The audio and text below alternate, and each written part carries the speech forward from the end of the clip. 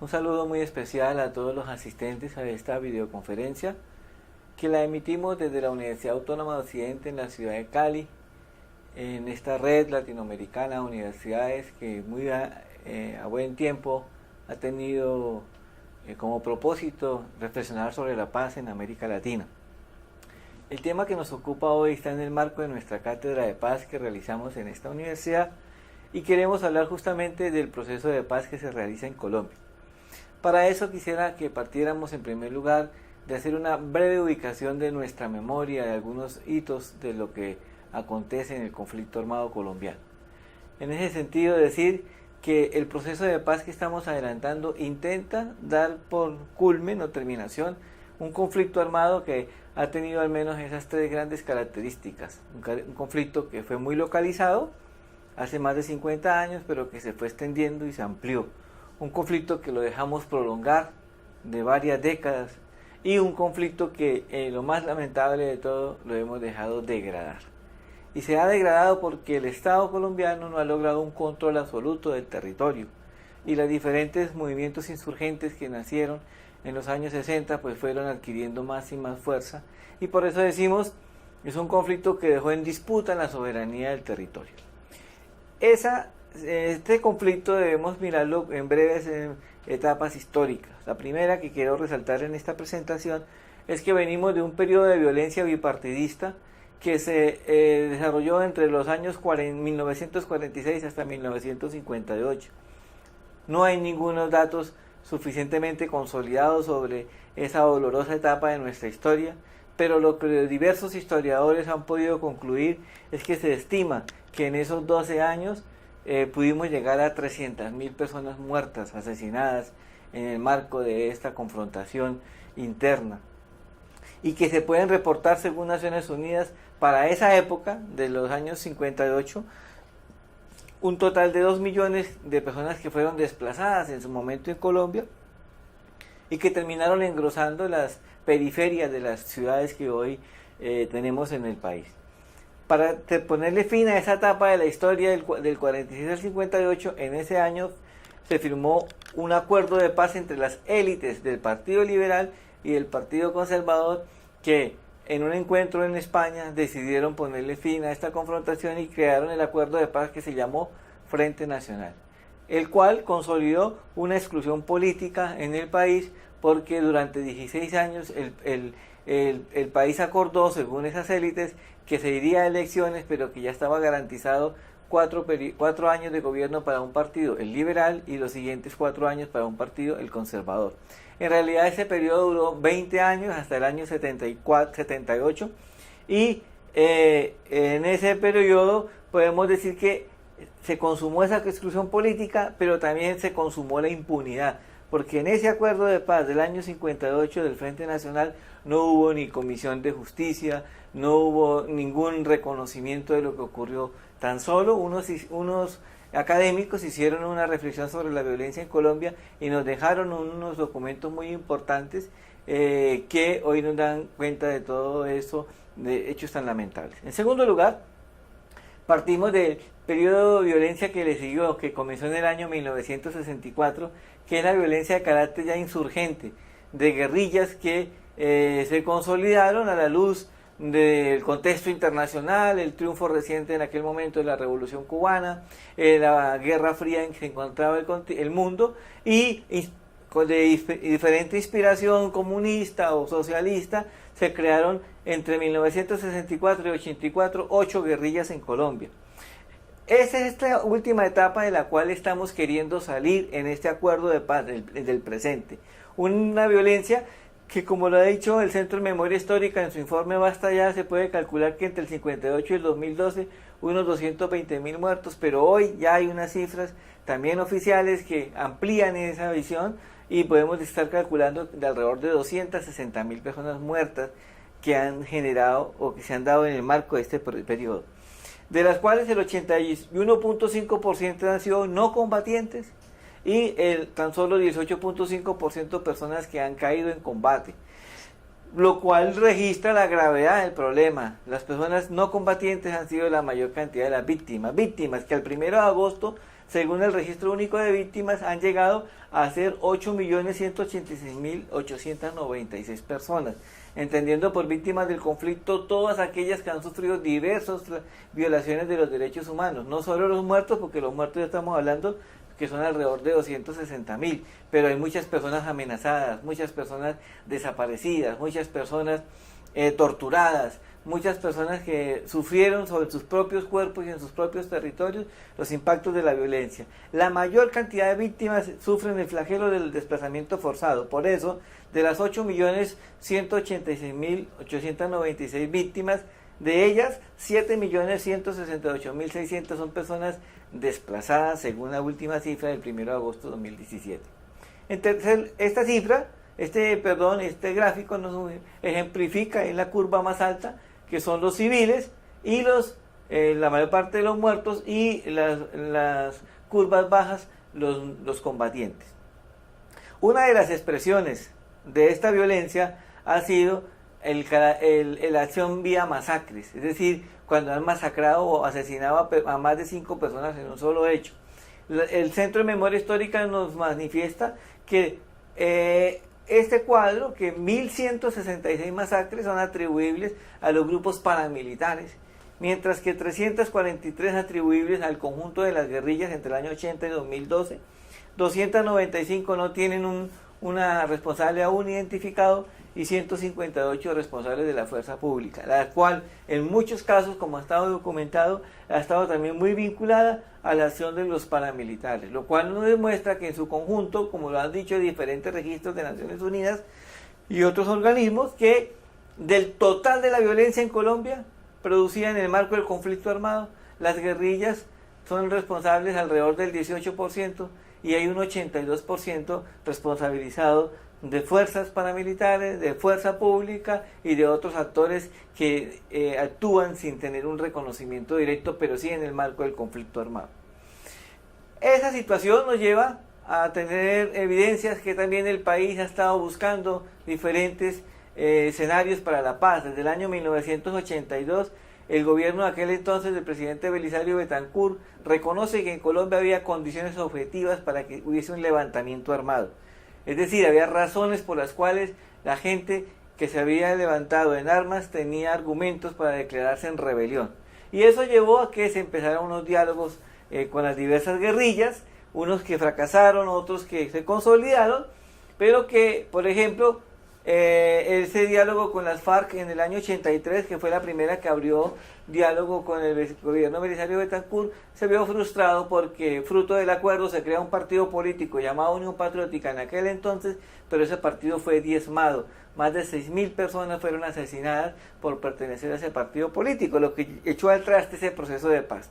En los años 90, dando continuidad a ese proceso, el gobierno del señor César Gaviria logra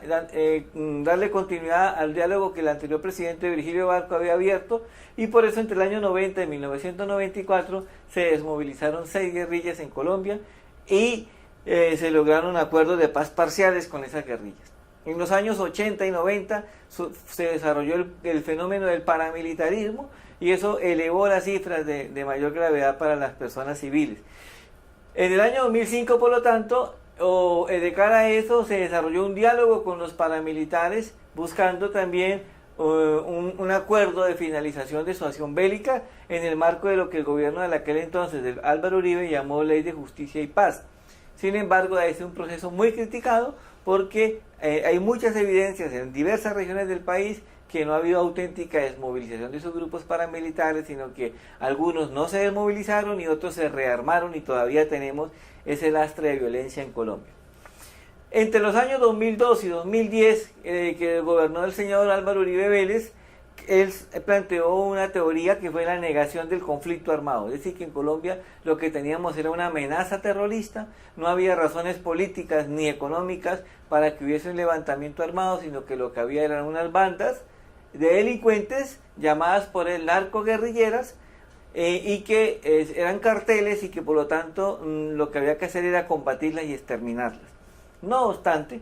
cuando termina ese gobierno, esos 2 periodos de gobierno, y asume el gobierno del actual presidente en el año 2010, Juan Manuel Santos, él hace una reflexión e invita al país a buscar la llave de una posible acuerdo de paz. Tan pronto él se posesiona y por eso reconoce que en Colombia sí existe un conflicto armado. En el año 2011, por lo tanto, propone al Congreso que se habilite una ley y en ese año es aprobada la ley de víctimas que reconoce la existencia del conflicto armado. Con lo cual, este gobierno entonces empezó una etapa hacia un proceso de paz, empezó el camino hacia un proceso de paz, el cual tuvo varias etapas. La primera de ellas fue una etapa de exploración para saber si la guerrilla de las FARC tenía voluntad efectiva o no de llegar a un acuerdo de paz. Esa etapa duró entre el año 2010 y 2011.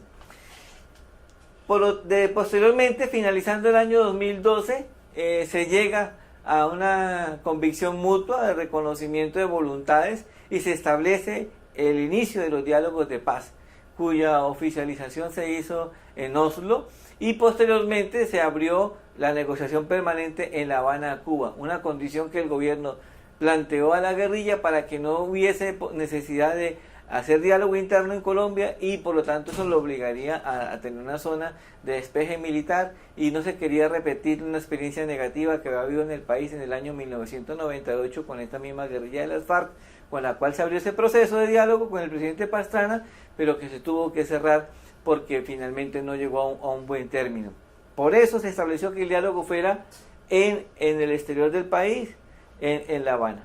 Ese proceso duró entre el año 2012 hasta el año 2016. En agosto de 2016 se concluyó la negociación con esta guerrilla y se llegó a un primer acuerdo de paz, el cual se firmó en septiembre en Cartagena, y se llevó luego a un plebiscito que fue la tercera etapa de la referendación.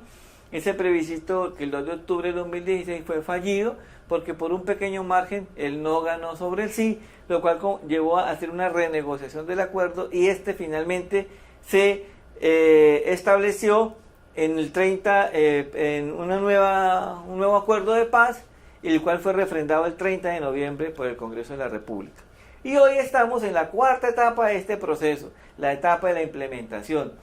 y la cual comenzó el 2 de diciembre del 2016. Entonces, en síntesis, este proceso de paz del cual estamos hablando hoy con la guerrilla de las FARC ha llevado a esa etapa de exploración, la etapa de los diálogos, la etapa de el acuerdo y finalmente la refrendación. Este acuerdo, que se llama Acuerdo Final para la Terminación del Conflicto y la Construcción de Paz Estable y Duradera, está compuesto por estos 6 puntos establecidos desde el comienzo de la negociación en el Acuerdo General. El punto 1, que es sobre el tema agrario; el punto 2, sobre el tema político; el punto 3, relacionado con la necesidad de llegar a determinar las condiciones para finalizar el conflicto; el punto 4, buscar la solución al problema de las drogas ilícitas; el punto 5 tiene que ver con todo el tema de las víctimas, dado que este acuerdo ha tenido como característica que el centro del mismo sea los derechos de las víctimas, y ya lo miraremos más adelante porque lo decimos; y el punto 6, que son las condiciones para implementar este acuerdo, verificarlo y refrendarlo. Vamos a detenernos ahora en cada uno de esos 6 puntos para mirar el contenido de este acuerdo. Como lo vieron ustedes en la diapositiva anterior, unas 2 atrás, este acuerdo final para la terminación del conflicto y la construcción de paz estable y duradera se ha firmado en el marco de un concepto global que se llama la construcción de paz territorial. Y ese concepto de paz territorial está referenciado al hecho que necesitamos diferenciar las expresiones de esta degradación del conflicto en cada región, en cada departamento, en cada territorio, para poder atender también de manera específica esos impactos. Por eso se llama paz territorial. En cada territorio aterrizar la aplicación de ese acuerdo. Punto 1 del acuerdo se refiere al tema agrario. ¿Por qué fue el primer punto firmado? Porque esta es la primera razón, la causa fundamental que dio origen a este conflicto armado de carácter subversivo que queremos darle finalización mediante estos acuerdos de paz. Por eso, el acuerdo contempla 3 grandes capítulos. El 1, sobre el gran problema del acceso a la tierra. Cómo acceder a la tierra. los que no tienen tierra. Segundo, cómo ayudar a formalizar la propiedad de los que teniendo tierra, pero no han podido que se legalice esa propiedad. Para ello se han creado varias figuras, un fondo de tierras, la de un nuevo catastro que se debe hacer y la devolución de las tierras, porque en el marco de este conflicto, hay que decirlo también, ha habido un despojo de tierras en los últimos 20 años de alrededor de 8 millones de hectáreas. Entonces por eso se dice que hay que hacer una restitución de tierras. Punto 2 de este acuerdo es que de nada sirve acceder a la tierra si no hay un programa de desarrollo coherente con ella. Entonces se van a crear 16 programas de desarrollo con enfoque territorial en 16 regiones del país. Capítulo 3, planes nacionales para la reforma rural integral que involucre tema educativo, tema de salud, tema de infraestructura para poner en marcha estos programas de desarrollo con enfoque territorial y la consolidación del acceso a la tierra para los campesinos que no tienen la tierra o la tienen en menor estado. El punto 2 del acuerdo, que se refiere a la participación política, quiere afrontar la segunda causa del conflicto armado, es decir, lo que generó este conflicto, que fue esa exclusión política de la que hablábamos. Por eso el acuerdo plantea 3 grandes puntos. El primero, garantías para que haya un ejercicio auténtico de la oposición en todo sentido, no solamente en el electoral. Tercero, mecanismos efectivos para que haya una participación democrática más amplia. Por eso se han creado 16 nuevas circunscripciones electorales especiales para que las comunidades en esas 16 regiones que no habían participado, ahora lo puedan hacer durante 2 periodos para participar en la Cámara de Representantes, en el Congreso. Y capítulo 3, las medidas efectivas para que haya igualdad de condiciones en el escenario político, lo cual implica hacer una reforma política que en este momento, en la implementación, cursa en el Congreso de la República debates para su aprobación. El punto 3 del acuerdo se refiere al fin del conflicto, es decir, las condiciones necesarias para que la guerrilla dejara de ser guerrilla y para que el Estado se comprometiera a que también creara condiciones a minimizar los impactos del conflicto armado. Ese fin del conflicto supone la dejación de armas que ya se concluyó, las tienen las Naciones Unidas y con ellas se van a hacer unos 3 monumentos, pero además la reincorporación social, económica y política en el país. Para ello se establecieron estos 27 lugares que ustedes ven en el mapa, donde la guerrilla de las FARC se concentró a través de unos campamentos y zonas veredales, las cuales hoy se constituyen en espacios territoriales para la capacitación y la reincorporación. El punto 4, que se refiere al problema de las drogas ilícitas, es necesario tener presente que el cultivo de uso ilícito y el narcotráfico no es la causa del conflicto colombiano. Eso apareció después de que el conflicto estuviera en marcha, pero sí se incrustó en el conflicto como se incrustó en todas las diferentes escenarios de la sociedad, y por eso el acuerdo es que tenemos que abordarlo, para lo cual el punto principal es crear un programa nacional de sustitución de cultivos de uso ilícito. El segundo, un plan de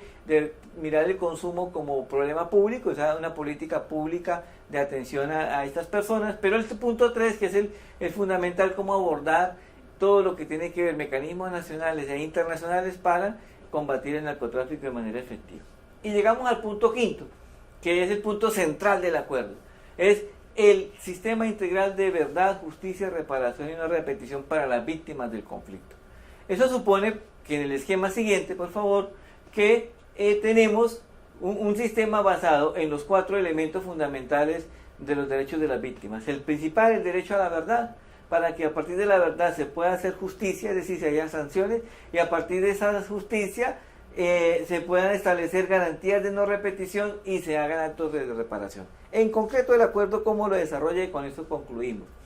Para el derecho a la verdad tiene 2 componentes: la verdad judicial, y es el principio a partir del cual se crea un sistema penal especial, es decir, una justicia transicional para poder sancionar a las personas, tanto de la guerrilla como del ejército, de la policía, como otros funcionarios públicos o civiles que participaron en el desarrollo sistemático de este conflicto armado, y que por lo tanto lo que se exige es que reconozcan toda la verdad para que puedan tener un beneficio judicial. Y el beneficio judicial es que las acciones sancionatorias estén todas relacionadas con actos reparadores hacia las víctimas, Por eso se plantean medidas de restitución, medidas de compensación, medidas de satisfacción, indemnización y rehabilitación de las víctimas, que debe salir de lo que la Justicia Especial para la Paz le imponga a estas personas que lleguen allí. Pero la verdad no es solamente judicial, la verdad también es histórica. Por eso se ha creado la Comisión Histórica de la Verdad, la anterior, la Comisión Histórica de la Verdad,